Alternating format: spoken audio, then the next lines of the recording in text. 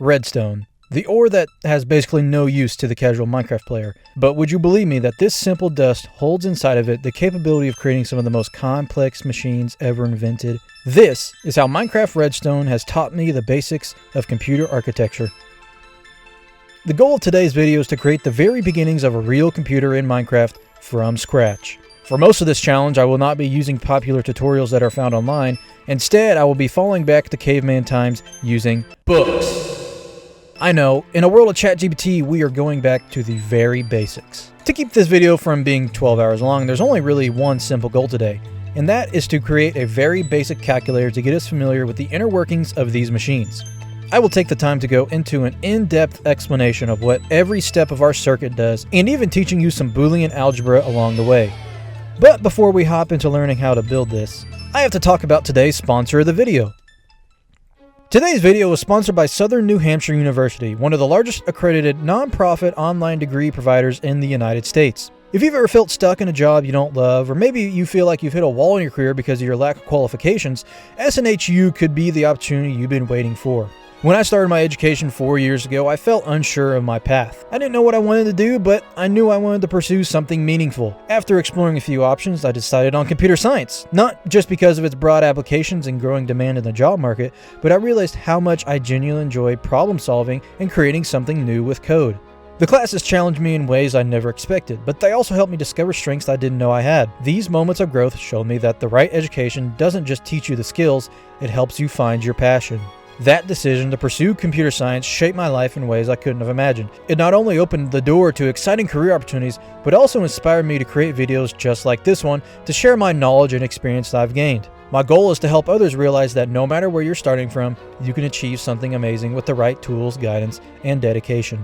SNHU offers over 200 affordable online degree programs taught by instructors with real-world experience. Whether you're passionate about technology, business, or psychology, SNHU has programs designed to help you prepare for the job market.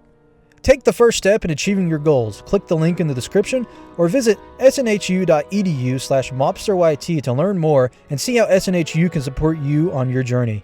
But with that out of the way, let's talk about how exactly Redstone works. The state of redstone dust in Minecraft can be defined in two ways, on or off. Interestingly enough, this simple binary behavior mirrors the way real-world computers operate. Everything that is happening on your screen right now is because of the computations of ones and zeros, binary states representing on and off. At the low level, a computer's circuits carries electrical signals with distinct voltage ranges to represent these binary states. For example, a low voltage, often less than 1.2 volts, might represent a 0, and a higher voltage, around 1.8 or more, might represent a 1, depending on the hardware. These signals travel through buses, specialized communication pathways to the CPU, GPU, and other components. There, they are processed using billions of logic gate operations every second to execute instructions, render graphics, and more. Computers are intricate systems where this binary behavior forms the foundations of all the amazing things that they do. Obviously, there's a lot more going on under the hood here. We normal people don't code programs in ones and zeros, so what's going on here? Typically, if you write some code in C, yes, C, the original C, on Intel x86 chips, this code is compiled down into assembly code, which is basically one step away from reading straight binary. This type of code can change depending on what kind of CPU you have. If you have some sort of Intel chip, you are using x86 assembly. If you're using whatever Apple has, you're using whatever ARM is. Here is the assembly representation of a Hello World program in C. A lot of what's happening here is from my compiler. What we are mostly focused on here is the call, the move-L, and leave. These are basically what prints the Hello World statement to the screen and then exits the function. Yeah, there's a reason we use high-level languages because this is nearly incomprehensible to me. I know there's a lot of kernel-level stuff happening here, but it is beyond me. Here's another example of some C code that shows the size of an integer data type and a character data type. You can see an integer is 4 bytes. A byte consists of 8 bits, so this is a 32-bit integer. The character you see on the other hand is 1 byte, which is 8 bits. So if I put some sort of number in this example, you can see certain parts of this string light up as 1 to represent the number in binary.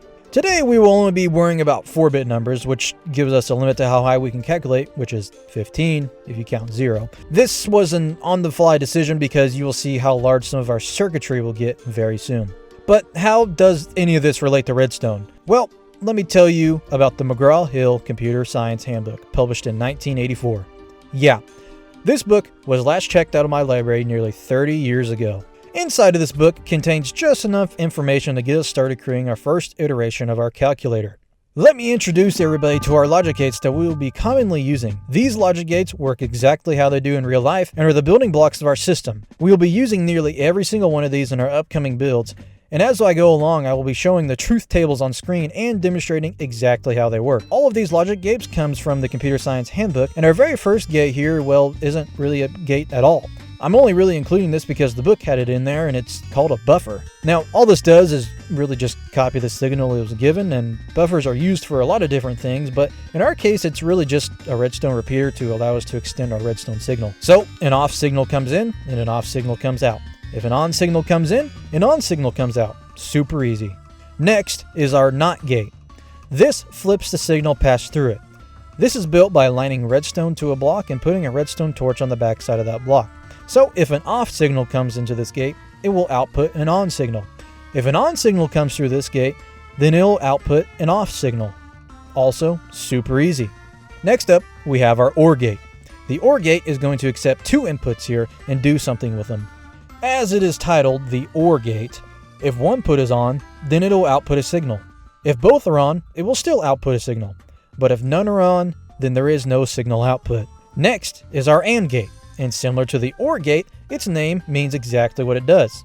It accepts two signals just like the OR gate, but in order to get the signal returned out of this gate, both incoming signals must be on, not just one. Now, this is where things start to get a little more complicated because this next gate is absolutely essential for our calculator. The next gate is called an XOR gate, and you might be thinking to yourself, well, it looks like there's a couple different gates combined here. And you, my friend, would be correct. This gate consists of AND gates and NOT gates here.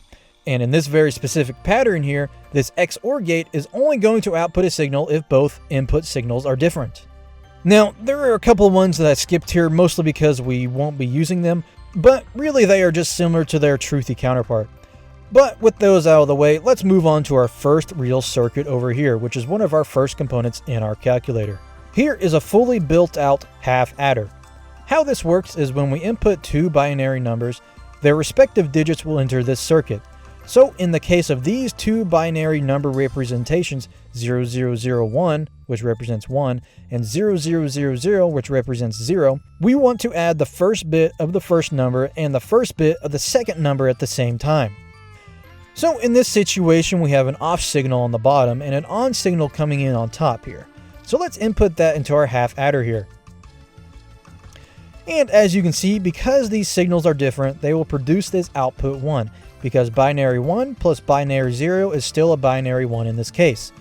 But in the case of 0001, which is 1 in binary, and 0001, which also is 1 in binary, if we take a look at the first number again here and we put that into our circuit, you will see then that this carryout light will pop on. This is because binary 1 plus binary 1s means we have calculated a number that is too large for this number place. We do this because binary is in base 2 format. You do the same thing in your kindergarten math class when you add 12 plus 9. You take 9 plus 2 and carry the 1 and leave the 1. How we determine this carryout is through an AND gate. If both signals are truthy, then that means that we have to carry this number to the next place in line. So, in a real calculator situation, the sum of this number would be 0010. But that's only a half adder, and we need to allow our circuit to take in a carry in as well. Meet the full adder. The full adder is just like the half adder, but will generate a carryout or sum just like before, and also has the benefit of accepting a carry in number. So let's make a situation here. We are adding two numbers, 0011, 0001. We will be looking at the second place here, the 1 and the 0. Using our imagination, we can safely say that in the very first number place, binary 1 plus binary 1 is going to produce a carryover into this circuit, so we can turn this carry on for now. Without worrying about our incoming signal right now, the 1 and the 0, this in itself would sum out a 1 because it was carried over from a previous circuit. But let's go ahead and place our signal in for our second place calculation. As you can see, because the number was carried over from the previous calculation, our added 1 in that place caused this circuit to produce a carryout. So if you're smelling what I'm stepping in here, we can combine a bunch of these circuits to create a binary calculator. If you want to see a complete diagram of how I built some of these, join my Discord in the description below, and I will have a world download available here soon. So now that we're all done with that, all I did was combine 4 of these full adders together and wired up some inputs and outputs for us. So these levers on the right side represent the number that we want to put in, and the lamps on the left side will give us the result of the added binary numbers. This extra lamp on top will alert us if we have some sort of overflow, which means we wanted to add a number that was too large for us to display and compute. So as you can see with these examples, this thing actually works as intended. It correctly adds 2 binary numbers together and produces an output. But inputting and looking at binary numbers can get quite annoying at some times. So we need a way to decode our binary number into real numbers and then give the user an output. So after some digging around in the book, it didn't really have anything for decoding binary numbers, so I went ahead and stole this design. This is a 4-bit binary decoder, which will allow us to feed our sum into this machine and will output a real number. And, well, basically that is our working calculator.